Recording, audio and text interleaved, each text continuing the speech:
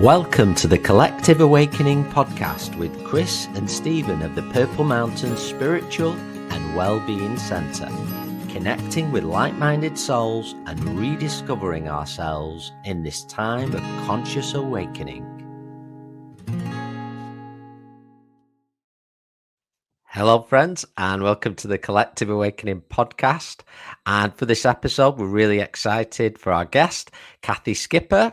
She comes to us from New Mexico, and really this episode, we're very drawn to speak to Cathy in the areas of empowerment and shadow work as well, which is a term that gets discussed a lot, and we'll be talking about it a lot more in this episode. So Cathy, welcome. It's such a pleasure to speak with you for this podcast. Thank you. It's a real pleasure to be here.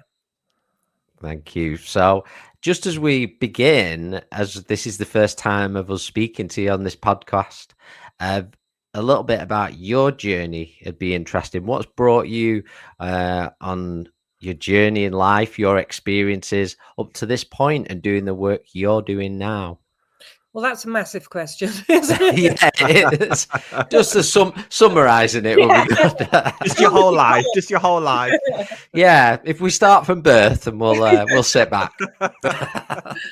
Yeah, no, I mean, to make it short, I've been doing this real deep work for the last 10 years. Obviously, my career sort of led me up to here, but I would say it's my career mixed with my life's experiences. So 10 years ago, I found myself at this sort of massive crossroads in my life. My mum died.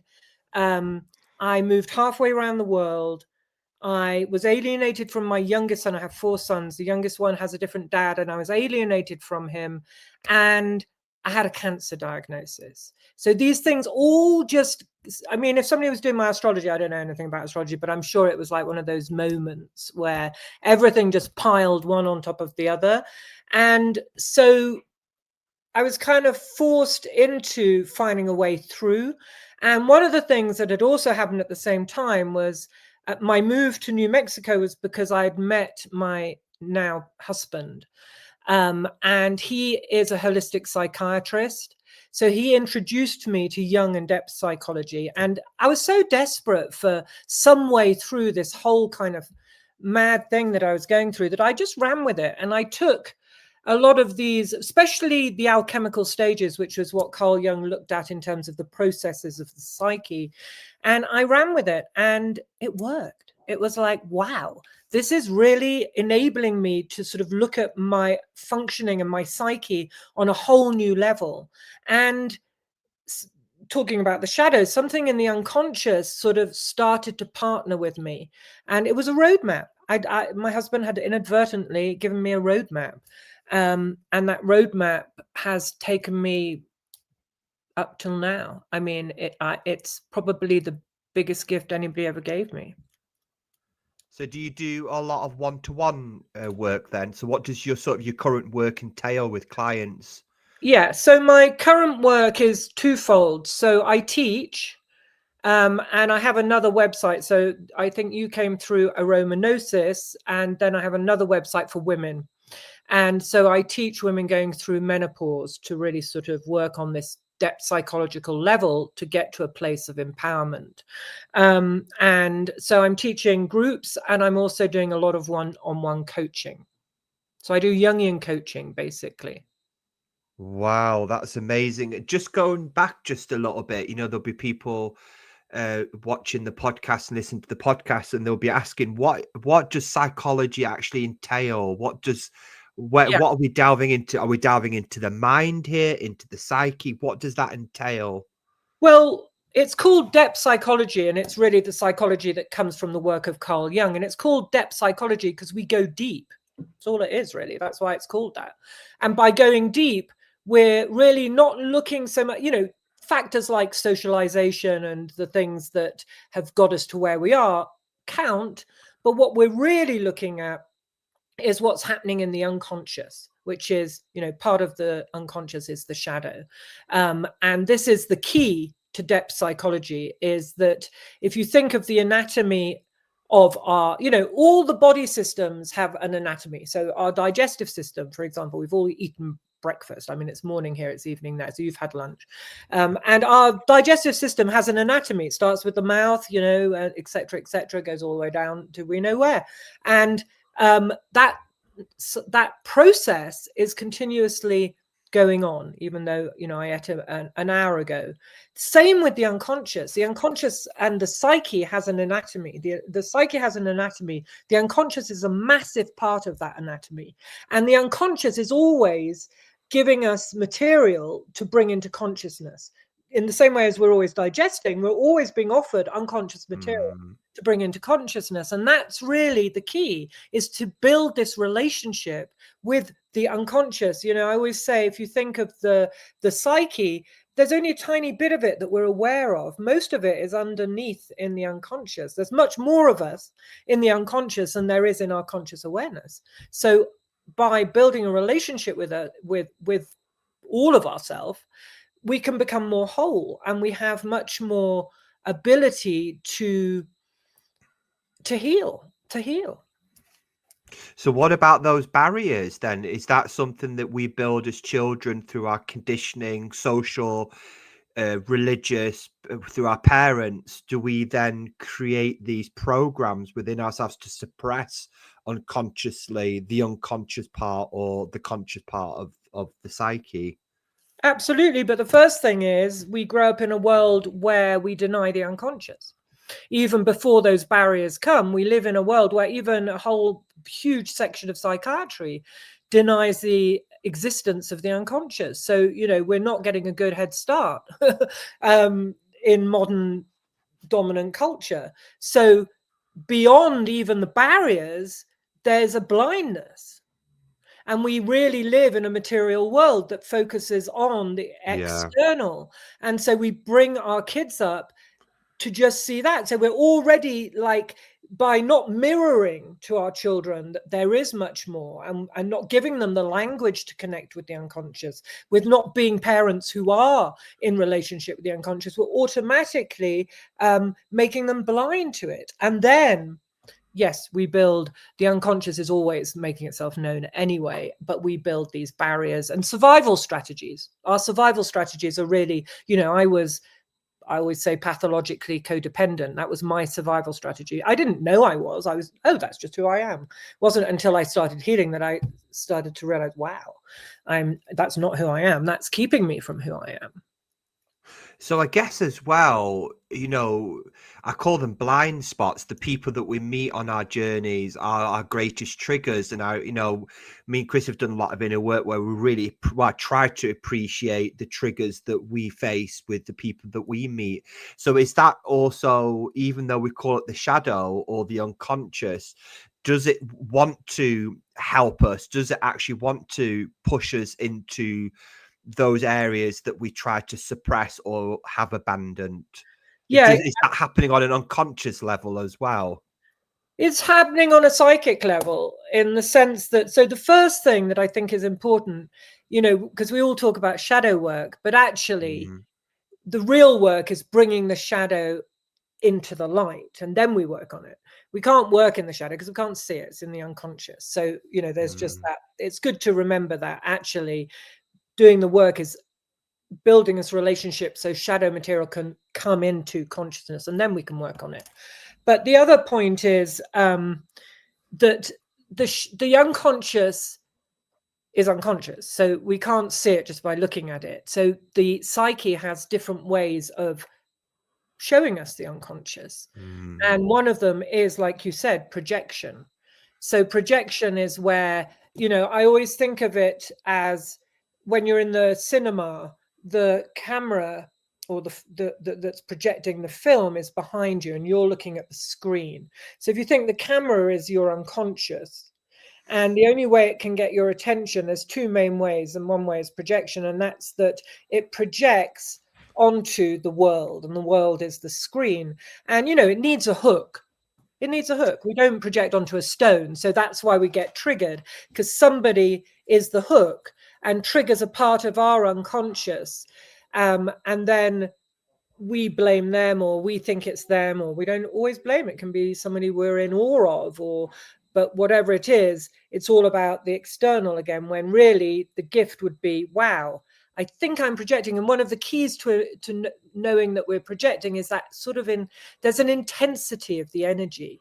When you're projecting something, it's not just like a normal conversation. It's something either you feel like fluttering or nervous, or your energy's like, and you can't let it go. And it's always the same with that person. Then that's a sign, wow, what can I reel in from this? What am I judging about that person? What am I saying about that person? And see if any of that relates to maybe some part of my unconscious. So that's where, I guess, partners, close friends, people that are around you show you those blind spots that are in the shadow.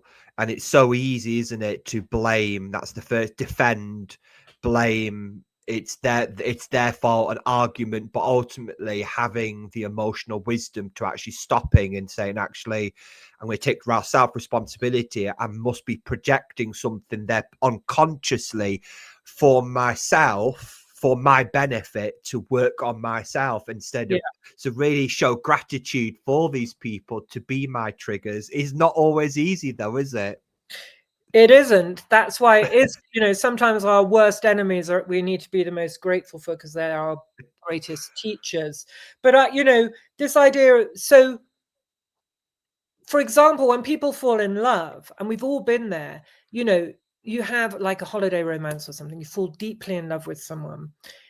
You don't know them at all. You don't know them from the next door neighbor, really. You've only just met them, but you think you're in love. And that's because we also do project, when we know little about someone, the projection can be more intense because, it's not getting sort of interfered with by what we know about that person.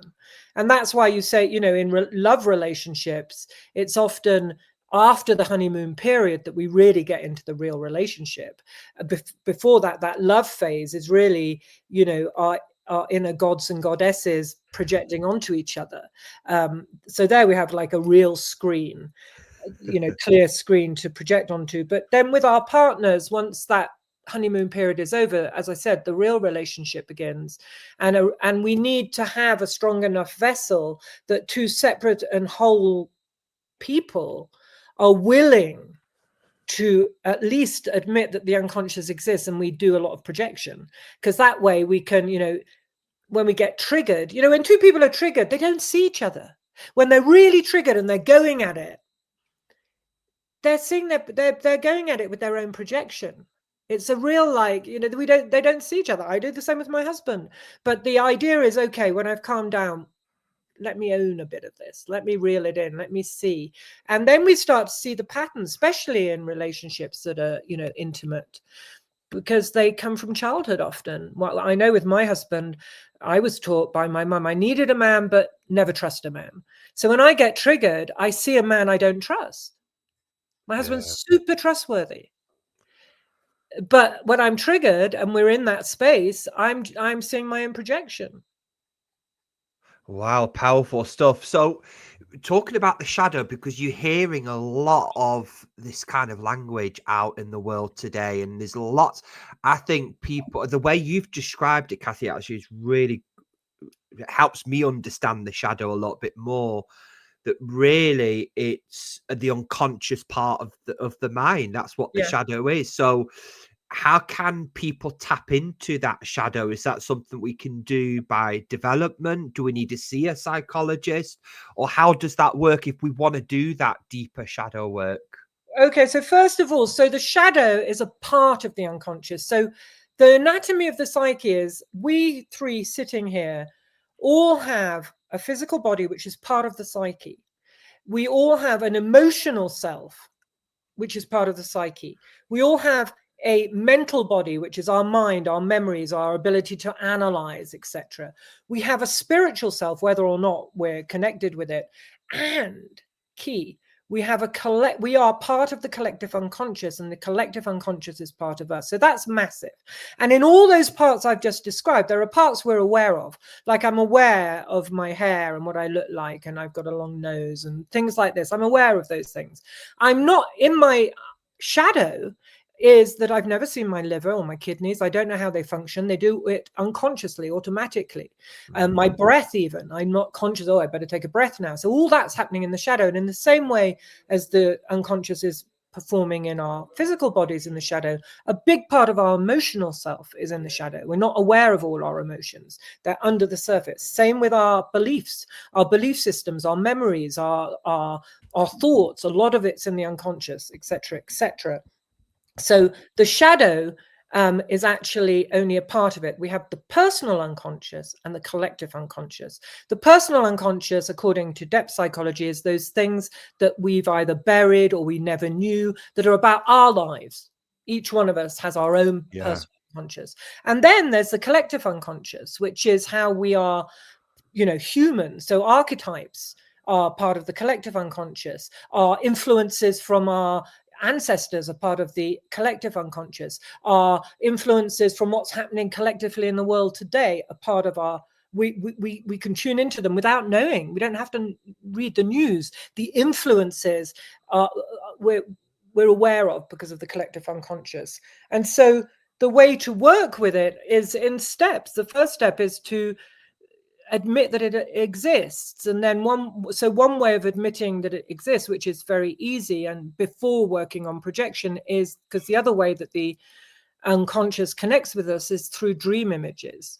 So Jung worked with dreams a lot, and so dreams, the mind is off. The mind that filters and judges and tries to understand and analyze is offline when you're asleep. So you get these gifts from the unconscious. This is a pure gift from the unconscious. It speaks a different language from the left brain. It speaks the language of the unconscious. So you have to learn that language. But it's I use dreams with a lot of my one-on-one clients, and it's amazing. I'll work with something on them today. Just before here, I had a session with a woman, and she's her trouble is that she can't find the right partner, and she's my age. And then we'll look at her dreams, and the dreams, just once we've worked on it sort of consciously, and then we look at the dreams, they're like so powerful. This is what's happening. And it made sense to her, but she doesn't make sense to her. She just writes down her dream and reads it because she needs to know the language. The unconscious and the shadow speak a different language than our left brains. And that's key. It's like learning Japanese if you go to Japan. To work with the shadow, we have to have the tools and the language to really work it well. So I guess the awareness, being aware, shines just the willingness. Is that part of sort of when you want to do that shadow work, just by saying, I'm setting my intention, this is what I want to do, it shines awareness? Is that sort of the first big step? Yeah, because of doing that inner work? The unconscious hears us. So when you ask a question, it will answer, but in its own way, in its own language. So it won't answer you next Wednesday by something that you're thinking you want. It'll answer you by showing you the things that maybe are keeping you from the thing you're asking for, or it'll show you the unconscious aspects of this question. So the unconscious does answer us. And by bringing awareness to the unconscious, we're opening our minds in a way, and ourselves. We're opening ourselves to symbolism, to synchronicity. Synchronicity, Carl Jung coined this phrase. Synchronicity is when the outer world mirrors what's happening in the inner world.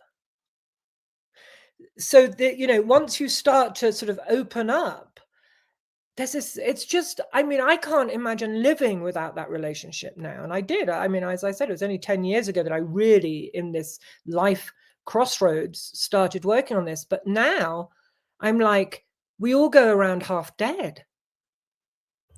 Yeah, so true, and really fascinating the way you put that as well when you were talking about so many of the things that we're not aware of. Obviously, the things we can see in the mirror, look at physically, but we're so much more. There's so much to us on so many levels, and really, I think Stephen touched on it there. When something that comes to me is if we're willing to take self responsibility. Is a big part, I feel now, is a lot of us, well, I've been there as well, in times that we go to great lengths to put things anywhere but ourselves. at times.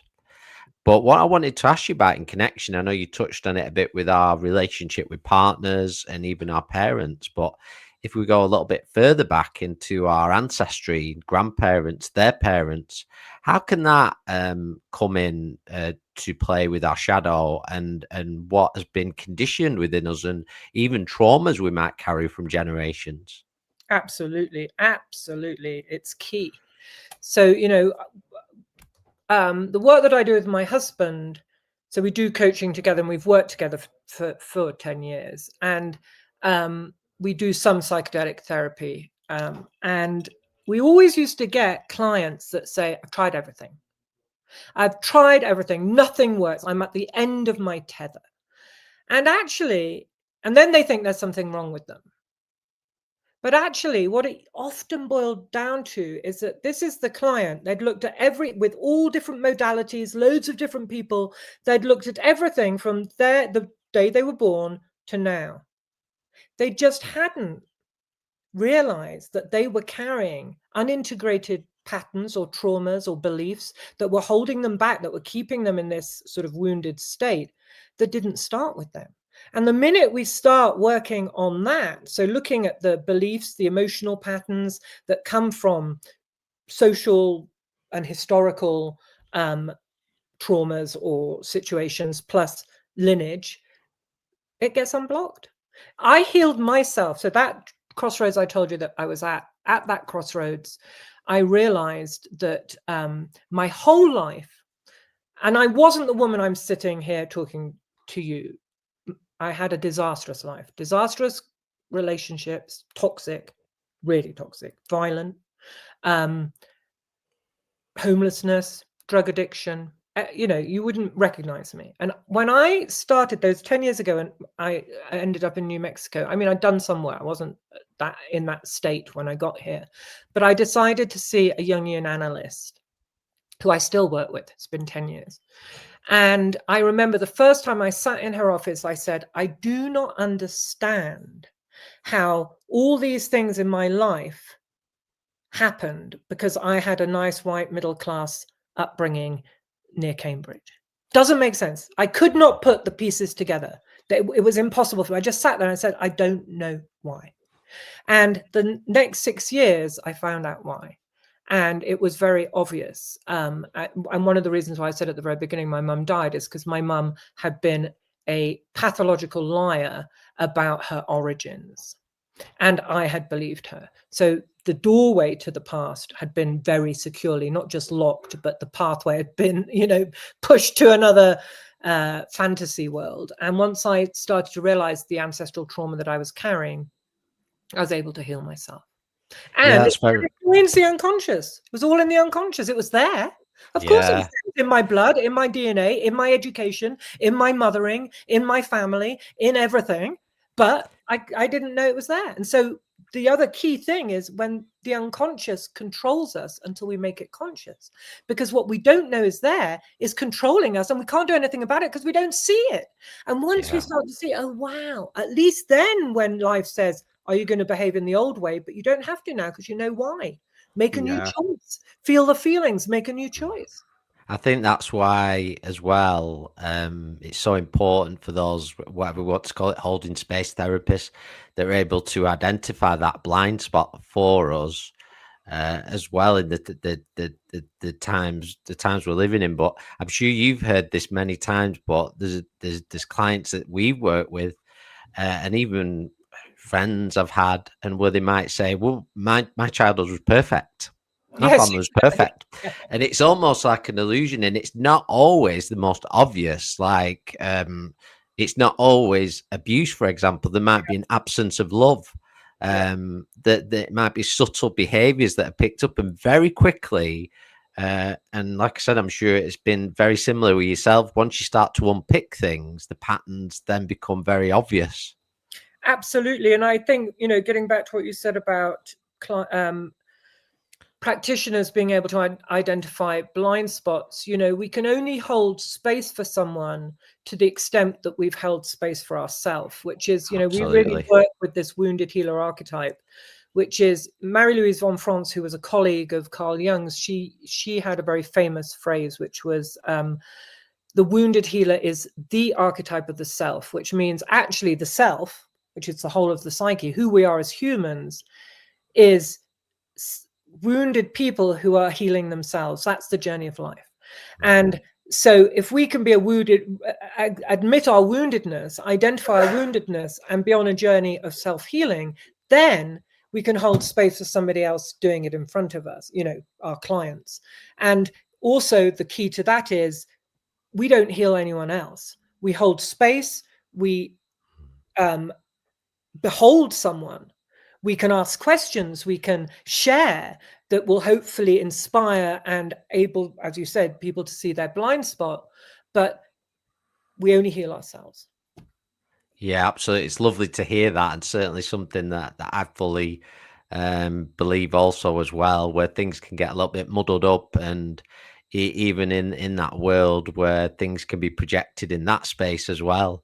So it's in a way, it's a great honor as part of that work, and yeah, it's many people, practitioners of all kinds in the healing arts, have had that journey. They've had almost, well, for me, they've chosen a lot of that path, so they're able to gain those life experiences would probably felt awful at the time, but years down the line when they're out of it, it's like gold. It really is, in terms of the assistance it can give not only to ourselves but also in the understanding when we see it in others as well.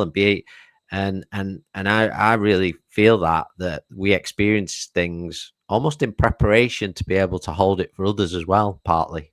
Absolutely. And you said, it's gold. Well, Carl Jung studied the alchemists for 30 years. He learned different languages to be able to read into their notes and what they were saying. And he realized that the alchemists were trying to, metaphorically turn lead to gold, but actually they were projecting the processes of the psyche. So when we first recognize our wound, it's the negredo, it's dark, it's like heavy, it's like lead. And then, as you said, once we go through the journey of transforming it and working with the unconscious, it turns to gold, which is our wisdom. It's still our wound. It's still part of our story, but it's no longer weighing on us like lead. It's the gold that we share, and it becomes our soul's purpose. That's what that's who we are, and that's what we can share with the world. 100%. I know Stephen wants to get him. I just want to ask one more question. Just one more thing. Sorry, Stephen. When we're looking just into the ancestral side, it's something that just come to mind that I've a lot of people experience is when they look into that, they almost go through this thing of I don't know how to put it, where they feel almost bad, like they're judging someone from the past. Does that make sense? Yeah. And I feel that's part of looking at things as well. And how would you advise people in that situation, in really looking at things as a clear view, not as a victim, the perpetrator of these things have happened, and how did I feel? And let's look at that. Well, there are stages to healing ancestral trauma, and they've done studies. They've done study on descendants of the Holocaust. They've done studies in North America on the different tribes, those that had, were suffered from genocide or displacement. And one of the important results of those studies was, and I call it the first stage in healing ancestral trauma, is that we need to know the story. So if we know the story, then it's like getting something out of the unconscious. Once we know the story, it doesn't control us anymore. And knowing the story is important. They've seen that children from tribes who know the story have better outcomes than children who are just affected by the ancestral trauma but didn't know the story. And so what I say is there's no blame. We're not blaming the ancestors. We're not judging the ancestors. What we're doing is we're looking for the story so we can identify the unintegrated, so the emotional patterns and the beliefs that are still active in the person who's doing the healing's life, because it's those usually negative beliefs or not real beliefs, but beliefs that come from the original trauma, and those emotional patterns that are holding someone back. And those are the things we need to rewrite. We need to rewrite the narrative so it's triumphant and victorious. That's how we heal trauma, is by not repeating. There's nothing worse for an ancestor to witness from another realm, their descendants reliving the trauma they've already lived. I mean, that's terrible. So this part of it is knowing the story, but without judgment. Once we start to judge, then we're not in a healing modality. Yeah, and I find as well, something that I've come to really try to integrate is observing rather than reacting, and I find that really helps with non-judgment.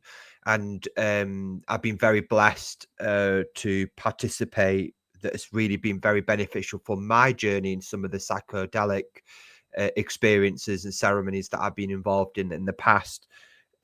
Which I know it's not for everybody, modalities that are right for that individual. But I find that traumas in my journeys, that I found that once I've identified it, I've given it a voice, I've allowed it to speak, that is healing. For me, that's allowed things to come. I think the minute we try to sort of suppress it, resist it in a way, it comes back in a way in with a vengeance, because it needs to be heard, it needs to be felt, it needs to be experienced, and then letting go. I find that's the key of not getting entangled in the story. We found that with us in the past, with other people, with our clients, where they almost become the ancestor and they're over attached to the story, where it's almost like it's happened, let's feel it, let's sense it, and now let it go. You've given a voice.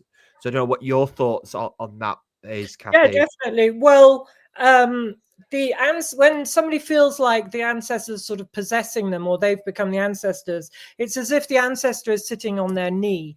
And that's because, until we make the story conscious, or we identify the trauma, it's as if the ancestors really need to get our attention. And part of the work I do is we put everything in its rightful place.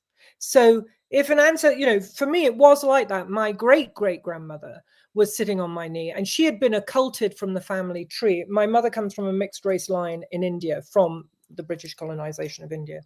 And so part of the work is, right, well, what's her story? What happened to her? What's her story? I write it. Then what happened to my great-grandmother and her story? And then my grandmother, and then my mother. And then everybody's got their story in their rightful place. And then there's me. These are not my stories, but I am the one that's breaking the pattern and bringing them into consciousness and healing them. And as I healed each of those women in me, they were released out of sort of what I call the ghost realm and able to go into becoming a healthy ancestor. They were able to die in peace finally. Because what happens is, when there's unintegrated trauma, it keeps somebody who's dead stuck as well. It keeps us stuck, but it keeps them stuck as well. So we need to release it in order for them to move on. So that's one piece. The other thing about, you said observing rather than reacting, because when we react, there's no time between the event and how we react. We just react. When we react, there's a thing called the default mode network, which is like, these gullies in the brain, because we've done this route so many times that it's like water always takes the deepest and easiest gully. And so our thoughts do that. So when we react from a place of trauma or old behaviors or old patterns. So like you said, observing, I always say, pause, breathe, come into yourself, come into your center, and then decide from this place, what is right for me? How am I going to react now? And if you can't, you say, I'll get back to you. It's giving that distance. So, and also you said, we need to identify it and not suppress it. And that's the journey, is identifying this pattern that needs to be rewritten or broken. And I always say to my clients, if we resist something, what we resist persists. It's like those beach balls. You put it in water and you put your hand on it, you let it go, and it comes up with a force. Ancestral secrets do that, because each generation has sort of occulted it and kept it secret. And somebody will be there and usually our generation or the generations that are coming, and it's like this huge pressure, because it's been kept down. It needs to come up. You're feeling that in the collective, I feel. Absolutely. That's the only way that I'm feeling in the collective. It's almost like, not being rude, it's coming up through the sewage. It's coming up, and it's like we can't flush it back down and needs to be cleared up. And I you can feel it in the collective energetically.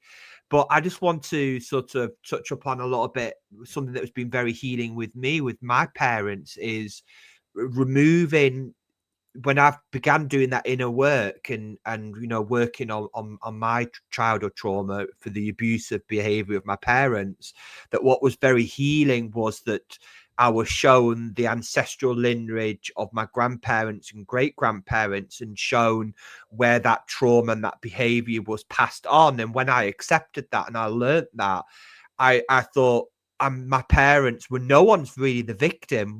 If things are just passed on, how can I blame my parents? And that helped me forgive them.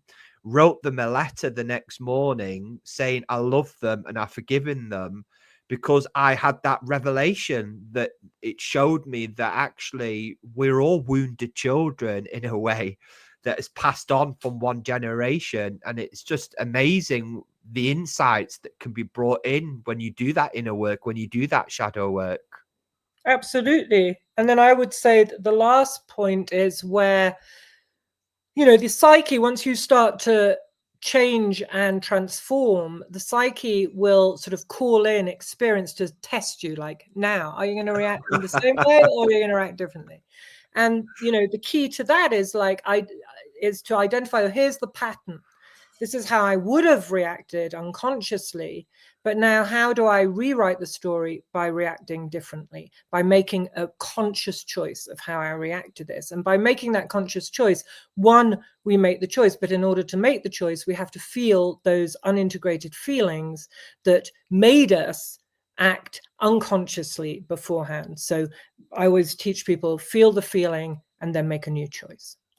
That's something that I've actually just recently experienced myself, a pattern that I never knew that I was aware of, which was when growing up, my mother would, regardless of the abuse of my stepfather, would always appease my stepfather and say how wonderful he was. And even though he wasn't, and always tried to sort of suppress. And I've been very aware of the pattern that's been within me in my relationships of trying to, don't say anything, try to suppress. So being aware of that, sort of obviously somewhere my shadow, my unconscious is bringing that to my attention. I think you're right as well, because you are presented with tests, things that are going to come up that you can't avoid, because I find that once you're aware of it, you can't shut it back down, because it comes and it comes louder and louder and louder and says it needs facing this. Yeah, you can't push material back into the unconscious because you're conscious of it. You can't do it. It's just it's psychically impossible. Yeah, and I think just when we're discussing, which I found interesting as well, things that happen in the collective that almost mirror what's happening within us. And what I'm noticing a lot more recently is I call them like glitches that keep coming up, the patterns that we'll see or triggers seem to be coming around faster. And I'm actually not only seeing it with myself, but actually others around me, that they're coming around quicker. Is either we're going to look at this or it's going to keep coming around quicker and quicker, where it would take maybe a few months or it would come around every 6 months. The same pattern seems to be happening quicker at the moment. I don't know if you've noticed that as well. Well, I think everything's happening quicker at the moment. There's an intensity and an intensity of sort of transformation. And yeah, there's a micro and a macro. So we carry, in a way, the relationships and the dynamics that we're healing in ourselves mirror the dynamics and the relationships that are happening in the outer world. And also, if you think about the shadow, and we talked about projection, well, on a macro level, each country has its own shadow and it projects it onto other countries. And then we have conflict. So, wouldn't it be great if countries realized they had a shadow and reeled in their part of it and said, okay, here's a conflict, let's look at our part in it, and vice versa. Then we would be in a much better position, because the collective has a psyche in the same way as we do, in a sense. 100%. I think that's a great way to look at things, and it would certainly be a way forward. 100%. Yeah. But you mentioned there earlier about psychedelics and such as one of the tools, and It's something I've experienced that has been certainly a great assistance to me, and it seems to help people really. I don't know if I want to say break patterns, but have an awareness of them, have a clear awareness where they're not seeing things, and be able to really step back and view them fully. And in the integration, really make some positive shifts in their lives. Absolutely. So for me, I think the whole psychedelic therapy piece is, it has, like anything, positive and negative aspects to it, especially, now it's become very popular. But for me, it's a tool in a toolbox. So the art of the practitioner is to know if and when that tool would be helpful. So there's a lot of preparation, and then why are we using this tool now? Why do you use a drill and not a hammer? Same thing. Why are we using this and not something else? And at what point is this going to be helpful? And then you mentioned integration, which is, I think, the most important aspect, because we can see something, and psychedelics are really a sort of accelerated way of being able to see those blind spots or connect with the unconscious. But if we don't take that, integration can last 6 months, a year. And that's where it's really, really important is, okay, so this is the material I was shown, and I was shown in an accelerated form. So how are we going to now work with this so it gets integrated? I think that's very important. Yeah, absolutely. And I really couldn't put it better, to be honest. I think that's an excellent point, because even any thought forms of therapy, I actually don't feel personally that it's our natural state to be going back to things, back to things, back to things constantly. It's like we're not integrating anything. Yeah. We're not really shifting. We're actually using it as a sort of codependency in a way to facilitate patterns. Absolutely. I also think, and sort of along that vein, there's this sort of, especially in the US, I don't know what it's like now in the UK, but in the US, there's become this sort of mania of doing psychedelics far too often. Yeah. Because then people become reliant on the psychedelic to access the unconscious. They don't work on learning the tools necessary to access the unconscious without psychedelics. So the psychedelics take them there, and then when they come off, when they come down, that's their journey back. But it's not independent. It's not their own. It's induced. So I think people have to be very careful about that. Just keep on taking it because they want to access the unconscious. We need to learn the real tools of accessing the unconscious without plant medicine. Well, it could be a trap, can't it? I find that any kind of spiritual modality can be a trap. It could be in a way, part of the ego, the shadow, to try to avoid the deeper work. And I'm talking from experience here, with stuff where, I'm just gonna have this, and it's gonna make me feel better. But actually, let's just really stop. Why am I getting myself to this point? That is, I think, where we try to guide and inspire and empower people, and to ourselves, to actually stop. Yeah, absolutely. Because otherwise it becomes a form of sort of spiritual bypassing. It looks spiritual, but it isn't. But as you said, anybody can use anything. Meditation can be that. Anything that we do sort of in a sort of mono way without really getting to the nitty gritty is just like it's like putting a plaster on something rather than getting to the root of the problem. How do you navigate people who you try to help and guide that want to remain in that state? Because you have a lot of people in the world now, particularly in the UK, where labels, that they want to remain how they are. How do you navigate through that? Myself and Chris have really struggled, people who who've got the right intentions, that want to come in, but actually at the very heart, they don't want to shift, they don't want to change. It's very difficult as a therapist, isn't it? Oh God, yeah, I hear you. And Jung himself said that only a very small percentage of people will actually, in each sort of generation, in each sort of people that are alive at one time, will actually really be committed to doing the work. And I think we just have to accept that. And so Florian and I are much more brutal in a way with our intakes, especially when it comes to psychedelics. We do very few now because of that very problem. It's, people want a quick fix. They want a magical quick fix. And I'm not okay with holding space for that. I'm not wasting my time on that. And I often, even on an intake for somebody for coaching one-on-one, one of the things I'll talk about in the intake is the need for commitment. And if after 3 sessions, because I do a 3-session package in my coaching, that commitment isn't there, I'll say, well, I'm sorry, my husband told me, I told you he's a psychiatrist. He taught me one thing. He said, if you're working harder than your client, you're in trouble. And it's true. It's true. If somebody really doesn't want to work, they'll do it. They'll unconsciously send you all over the place. You're trying everything to get through to this, but they don't want to. So it's like working with a brick wall. Absolutely. I think you made a really good point there. I've really been keeping that in mind for the future. I really will. But it's interesting when you use that word, because I've heard it before. And, it could be a relationship, a friendship, where those who have a similar mindset in doing that work and being really in truth and honesty and reality to outsiders can seem brutal. Yeah. But actually, it's just working on a level of truth. Yeah. And they go, oh, why are we saying that? That's so brutal. So it's interesting, those two points of view, how things can be looked at. But actually, it's one of the most loving things you can do, I think. I agree.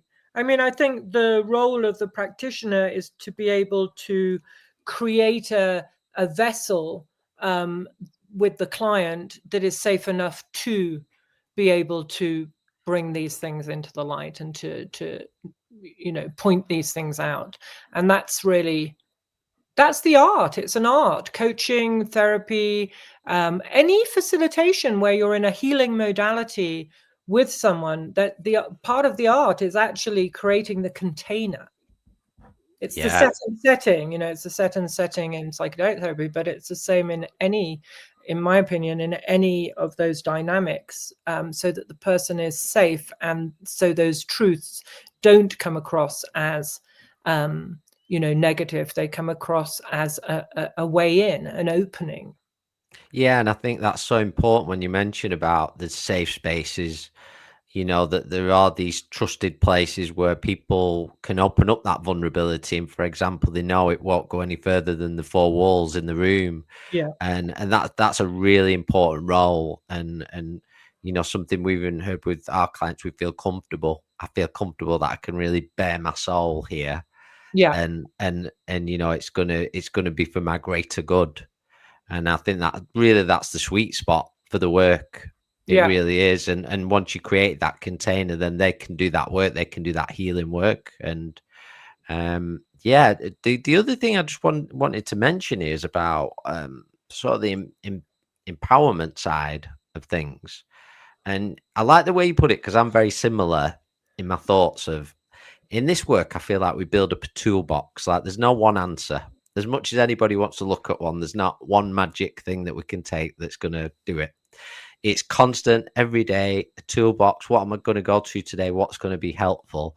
So what tools would you advise, or what's even helped you in terms of empowerment? And Well, I think for me, it's, it goes back to the language of the unconscious. So how can I build this relationship with this massive part of myself that has control over me unless I do build relationship with it? But it doesn't speak the same language as my left brain. It's not linear. It doesn't have a schedule in the same way. So the tools that I use here are dream work. So, symbolism is the language of the unconscious. Metaphor is the language of the unconscious. So myth, symbolism, so dream imagery, guided journeys, so leading people into the imaginal realm, because, like Jung said, the imaginal realm is real. It's not material. It's not the outside world, but it's real. What isn't real is when people refuse to feel their feelings, and then their mind takes over and they go into, lying awake at night, they're feeling a feeling. Maybe it's a feeling of fear that comes from the past. Then they don't want to feel it. So then the mind will say, oh, my kid isn't back yet. He's going to be in an accident. Oh, I can see him now. He's rolled over in his car. No one's going to be able to get to him because it's a country lane. You know, this imagination that gets stimulated by just not being able to feel the original feeling, which is just, I'm relaxed in bed and a feeling from earlier today or the past has come up. That isn't real. That is a really bad imagination that comes from getting into our heads instead of being able to feel, just because a feeling isn't either good or bad. Feeling is a feeling, it's a sensation. It's when we resist it, the mind takes over. So the other tool that I really work with is teaching people how to feel. People don't know how to feel. We're not taught to feel. Emotional intelligence has 0 at school. You know, it's all about the mind and intellect and double-blind tests and microscopes. It's not about emotional intelligence. So people don't realize that there's actually, you have to learn to feel. Feeling isn't, you know, when I say to people, what does it feel like? Well, I'm very angry. Well, that's not a feeling.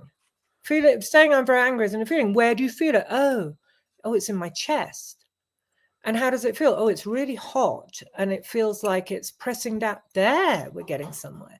And then dialogue. So then another tool is then once people learn how to feel, how do we dialogue with the feeling? And feelings don't dialogue in words, they dialogue in imagery. Here we get really close to active imagination, which was one of the main tools that Jung used, which is to take a feeling or an image and allow the feeling or the image to show us what it wants to show us by being conscious and unconscious at the same time. So the image is the unconscious, it comes from the unconscious, and our conscious mind just holds space for it. As if you were holding space for a client, you're holding space for the actual image or the feeling. So it's called active imagination. It's one of Carl Jung's biggest tools. It's very, very powerful. So, it's a sort of offshoot of dream imagery. So I'd use that. I'd use teaching them how to feel, myth. I use a lot of patterning. So I'm good at, because I found the patterns in my own life, so I'm good at recognizing how a pattern will come through from generations.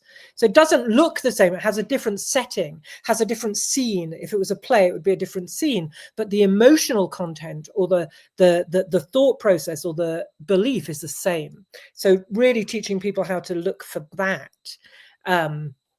So all these things really is, also teaching people that the unconscious it's not going to turn up next Thursday at 4 o'clock.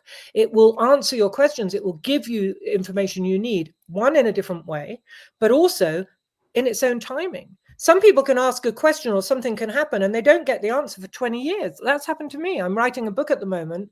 And part of that is realizing, the dots join up in the unconscious decades later. But the unconscious never forgets. Nothing is lost. It's just it waits for the right moment, like the tree, the pear on the tree waits for the right moment to drop when it's ripe. So that's what I work on. This really, I would say, to sum it all up, it's really like if you go to a foreign country and you immerse yourself, you have to learn the social mores, you have to learn the difference in food, the language, the way people, and that's what I try and immerse my clients in. By using the right language, by being a good enough teacher for them to understand it, by really showing them this new world. And that's what I said earlier. I said it to a client earlier, sorry. But once we find it, it's like, I'm never giving this up. This is so much part of how we function as humans.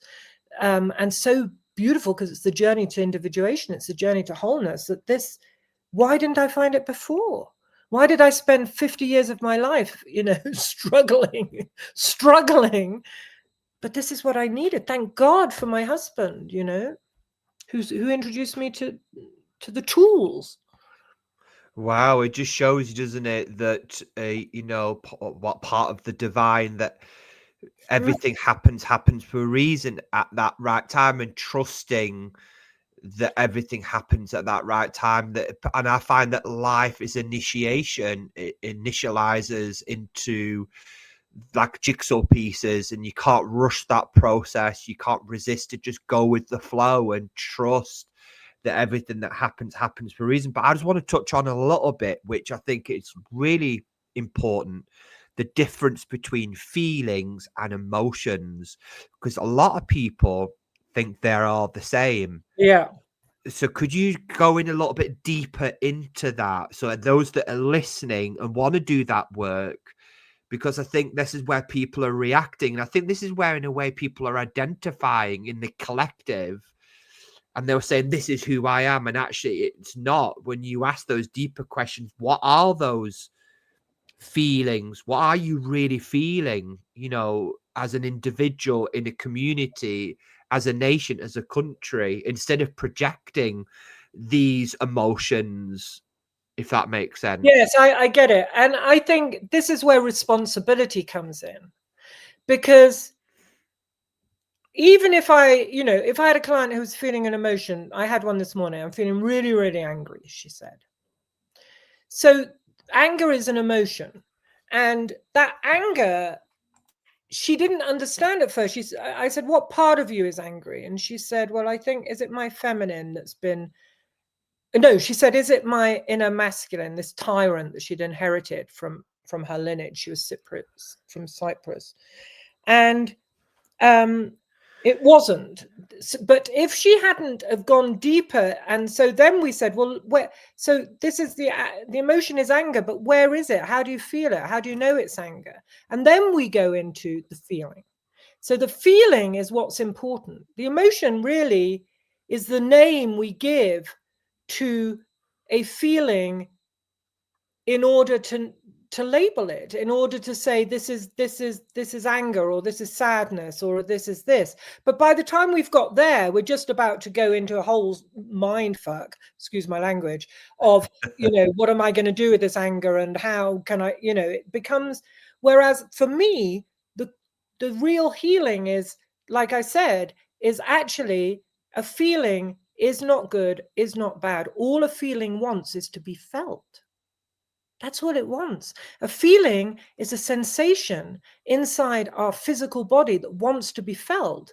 And we can witness it, behold it, honor it, and it won't last long. Feelings only take a few minutes to be felt. Yes, because many people have sort of gathered them up. We have layers and layers of feelings to feel, but a feeling just wants to be felt. And then we can dialogue with that feeling. We can ask that feeling, well, when was the first time I ever felt this? And we can go from the trigger, which might be today, something happened and I'm really angry and I want to kill that person, to, oh, there's that little child who wasn't the same kind of trigger, but it happened 60 years ago.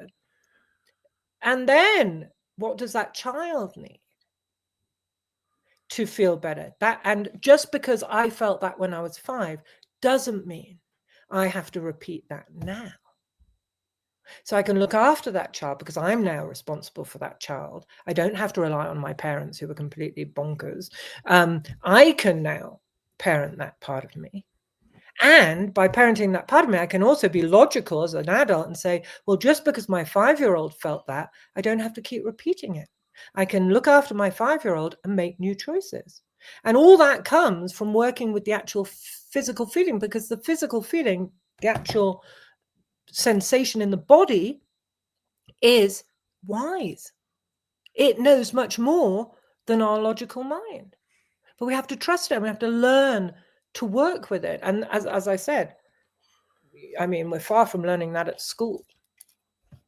Yeah, and I think as well, something just came to my mind from a few years ago where there was this feeling that was coming up through me, and speaking to a medium, and she advised me to sit with that feeling. And I did, and oh my God, it was so bloody uncomfortable. Oh my God, it was horrible. Tears came, and then after what was so, and I can feel the emotions arising in my heart now, is how blissful I felt after, how that sense of euphoria and gratitude. Yet 20 minutes before, half an hour before, I felt like horrible and uncomfortable and crap. But it just allowing myself just to feel. And then after about half an hour, I felt, oh my God, why was I so? And I laugh about it now. Well, I'll tell you why. It's twofold. So one is all the thoughts that you had added to that feeling for so many years so that you didn't feel it. we're more frightened of feeling the feeling than the fear isn't feeling the feeling. The fear is we're frightened of feeling the feeling. And then when you feel it, at first it is frightening because we're not used to feeling. It's like, here's the feeling and it's been repressed. But the more somebody learns to feel, eventually they're like, wow. And they start to recognize, that little flutter. They don't wait for it to be a massive feeling. There it is. Oh, I can feel it. And I remember myself thinking, yeah, I love it now. Bring it on, bring it on. Let's feel some more. Because of that feeling of release, that by feeling, and I always say to my clients, to feel is to heal. That is what healing is. It's actually feeling. To feel is to heal. And then what happens is, as we learn this and we heal and we go on our journey, as we mature, and Jung also said this was for the second part of life, when something comes up, we don't bury it anymore. We have the tools to instantly connect with the unconscious, connect with the feeling. We deal with it. We don't let it become this sort of quagmire in our unconscious until something bursts. We actually deal with it as it happens. So life becomes much easier to live. And then in the collective, long term, then if we learn that, we won't no longer hold all this garbage, all this karma that's accumulated in the psychic debt over generations. It's deal with it and move on from it without attaching to that. That's part of the healing. Absolutely. But the reason why we have so much garbage and psychic debt, in my opinion, is that every civilization in the world, pre-religion, pre-organized religion, had some form of ancestral worship or veneration, because that is what it is to be human. We are on the shoulders of our ancestors. And it was organized a religion that went all the way throughout the world, and still is in Southeast Asia and other places, taking people away from their tribal roots or their original roots of ancestral worship to monogods like Catholicism or baptism or whatever it is each of those conversions wants. And so, this whole, what's the word? It's not a fashion, but everybody's doing their DNA tests, and they think, I'm doing a DNA test because I'm interested, or I'm not sure, or I just want to find out. But actually, there's a collective need. For me, the mass DNA testing it's actually underneath is a collective need to clear the past. We have to clear this garbage and psychic debt in order to move forward into this place that you've just expressed, Stephen, because we can't move forward dragging behind us what you call garbage and psychic debt. And you had another good name for it. Can't remember, but sewage. We can't, we have to clear it up. We have to clear it up. And do you think as well that, and when you look at the world and when you observe the world, you see it very differently. There does seem to, I've just recently, what was really funny is last year I did a DNA test, and I'm half German. So I thought, because my mum was German and my real dad is English. So I thought, and when my DNA test come out, it said, actually, I'm 56% Norwegian, Swedish, and actually 40% Welsh, and I'm more Finnish than I am English or German. But I think on the other side as well, on the collective consciousness, when we're clearing things like the history, everybody is digging up, everybody wants to know the history. Do you think that's part of the collective consciousness, like finding out where we come from? There is this unconscious desire, this need of, in a way, burning the history books and actually really digging things up, seeing where do we really come from, bringing everything to the forefront to really look at things. I think it goes back to this question of the micro and the macro. So if each of, you can't know where you're going if you don't know where you come from. And so if each of us looks at the history of our people and how we got to where we are, then we can understand much more about these energies at play within us.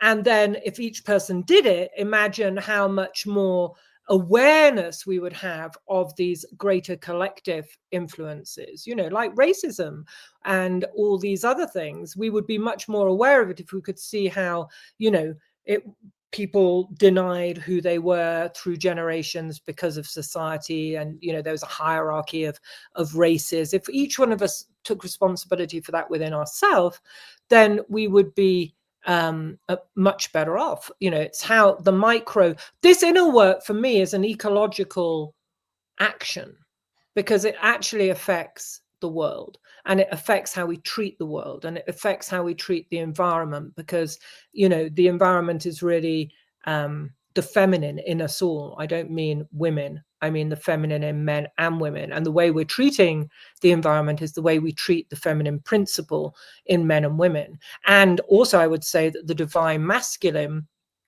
in Jungian psychology, the model of health is the sacred inner union. So it's these two forces. In biology, we need a sperm and an egg, even if it's in a petri dish, to make a baby. Within ourselves, we need these two forces, yin and yang, consciousness, unconsciousness. I call them masculine and feminine because they're influenced by all the generations that went before us and were in couples. Yeah. That's just the influence, and we need to get this balance between these forces. And so if we do this work, we can see how, wow, the way I treat my feminine, because women are just as infused with patriarchy as men are, is how we as a society treat the planet.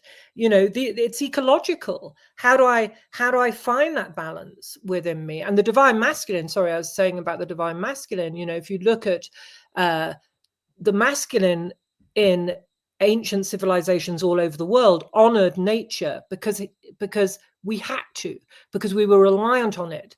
And we're so removed from that with the industrialization of food and life that we forget we're dependent on it. So now we call those the divine masculine who honored the planet and saw the living in the rivers and the trees and the plants. We say they're primitive, they're savage. So, the masculine has been duped by patriarchy as much as the feminine. And I see as well, I think, and it's something I'm very passionate about, that, and I tell people where they get angry with the world and with the environment or with politics, and I'm sure everything that's going on in the United Kingdom at the moment. I see that everything that you see externally is only a projection exactly of self, and also in the collective as well. So if you can accept that, number one, you're not the victim. B, look at your shit and look at your own stuff. Stop blaming the world. Take self-responsibility. If you want to see a better world, it's all. And I find the shadow, the mirrored out, the projective self in the external world is only the unhealed part of ourself, which in a way, so politicians, or I'll just give you an example, politicians, they are only a mirror to us as a collective. So we've put them there. We've put them there on the subconscious to maybe to get us to be in our sovereign power, to step into the I am power. So in a way, trusting in the, I don't even like using the word dark anymore. It's the shadow. It's this constant pulling and pulling this energy, if that makes sense. And you can use the word dark in the sense of the baby grows in the dark, the seed grows in the earth.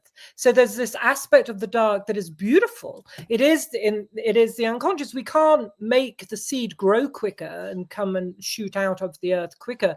We can't push the river to make the river flow faster, and we can't make the baby grow faster. But all that's happening in the dark, and that darkness is full of potential. It's full of potential. It's full of creativity. So yeah, and I'm absolutely on the same page. I mean, I don't want to go into politics, but I often ask myself, well, what does what's happening in the US say about the US? What does it say about the collective psyche of the people of the US?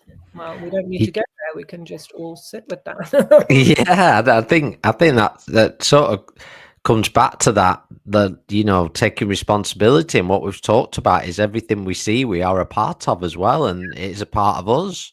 and not seeing things as separate or things that are coming there to attack us or that we're vulnerable to or powerless to. We're actually part of it as well. Exactly. You know, the work I do with women, I work a lot on helping women find their inner tyrant. And that's usually something that at first they find hard because they want to be a victim in terms of men and women. But no, we have the masculine and feminine within us. Yeah, it's been amazing stuff. Well, thank you so much, Cathy. It's been so insightful, this episode, so much to think about, and really appreciate the views you've shared and the insight and the depths of them as well, because I think it's so important to have these conversations and to open them up as well, for everybody listening. And it certainly gives me an insight every time we do one of these podcasts. So thank you so much for sharing your time with us. I know you do a lot of work. We will share all the details of your websites, etc. Thank you. But have you anything in particular coming up? Or I know you've got your website was Aromagenesis, is that correct? Aromanosis. Aromanosis. I work with scent as another tool for accessing the Yeah. unconscious, and gnosis, because gnosis is knowing something from within rather than in books or in the outer world. So it's aromanosis.com, and I have another website for women, which is menopausealchemy.com. But I want to say thank you, Chris and Stephen, for making me feel safe and having a really good conversation. That means a hell of a lot. Thank you so much. Another one with us next year. Absolutely. Let's see where we are then. We'd love to do another, because as I looked on your website, I was like, wow, there's lots to talk about here that we're probably not going to get opportunity to. But even like we said, the herbal side and such, I'd love to touch on that in the future as well. But it's been absolute pleasure connecting with you. It really has. Thank you, guys. So thank you so much. And thank you, everybody, for supporting and listening to this podcast. Please subscribe, please share so others can listen and enjoy the information as well. Until next time.